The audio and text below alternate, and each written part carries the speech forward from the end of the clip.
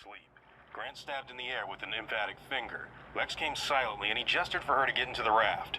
Then Tim got in, and they both put on their life vests. Grant got in and pushed off. The raft drifted silently out into the lagoon. Grant picked up his paddles and lifted them into the oarlocks. They moved farther from the dock. Now Lex sat back and sighed loudly with relief. Then she looked stricken and put her hand over her mouth. Her body shook with muffled sounds. She was suppressing a cough. She always coughed at the wrong times. "Lex," Tim whispered fiercely, looking back at the shore. She shook her head miserably and pointed to her throat. He knew what she meant. What she needed was a drink of water. Grant was rowing, and Tim leaned over the side of the raft and scooped his hand into the lagoon. Then he pushed his hand towards her to drink.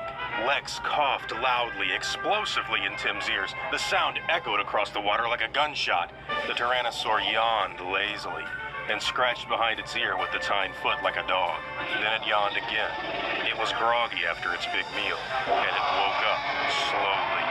On the boat, Lex was making little gargling noises. "Lex, shut up," Tim said. "I can't help it," she whispered, and then she coughed again. Grant rowed hard, moving the raft powerfully into the center of the lagoon. On the shore, the Tyrannosaur stumbled to its feet. "I couldn't help it, Timmy," Lex shrieked miserably. "I couldn't help it."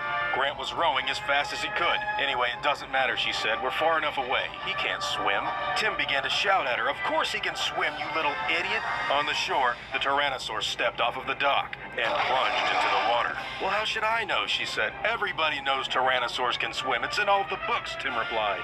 "Anyway, all reptiles can swim. Snakes can't," Lex said. Tim fired back hard. "Of course snakes can, you idiot." "Settle down," Grant said. "Hold on to something." Grant was watching the Tyrannosaur, noticing how the animal swam. The Tyrannosaur was now chest deep in the water, but it could hold its big head high above the surface. Then Grant realized the animal wasn't swimming.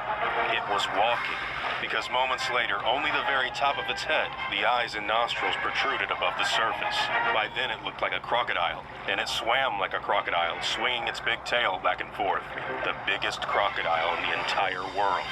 "I'm sorry, Dr. Grant," Lex wailed. "I didn't mean it." Grant glanced over his shoulder. The lagoon was no more than 100 yards wide here, and they had almost reached the center. If he continued, the water would become shallow again. The T-Rex would be able to walk again, and he would move faster in shallow water. Grant swung the boat around and began to row north. "What are you doing?" Tim shouted. The Tyrannosaur was now just a few yards away. Grant could hear its sharp, snorting breaths as it came closer. He looked at the paddles in his hand, but they were light plastic, not weapons at all.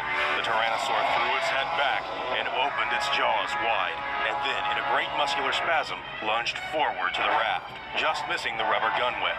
The huge skull slapped down, the raft rocking away on the crest of the splash. Then the Tyrannosaur sank below the surface, leaving nothing but gurgling bubbles behind. The lagoon was still. Lex gripped the gunwale handles and looked back. "Did he drown?" she asked. "No," Grant said. He saw bubbles, then a faint ripple along the surface coming toward the boat. "Hang on," he shouted, as the head bucked up beneath the rubber, bending the boat and lifting it into the air, spinning them crazily before it splashed down again. "Do something," Alexis screamed. "Do something." Grant pulled the air pistol out of his belt. It looked pitifully small in his hands, but there was the chance that if he shot the animal in the sensitive spot, in the eye or the...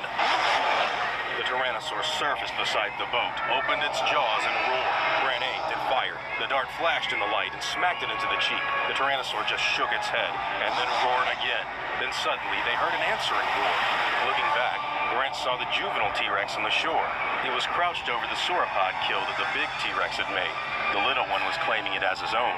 The juvenile slashed at the carcass, then raised its head high and bellowed. The big Tyrannosaur saw it too, and the response was immediate. It turned back to protect its kill, swimming strongly toward the shore. "He's going away," Lex squealed, clapping her hands. "Stupid dinosaur."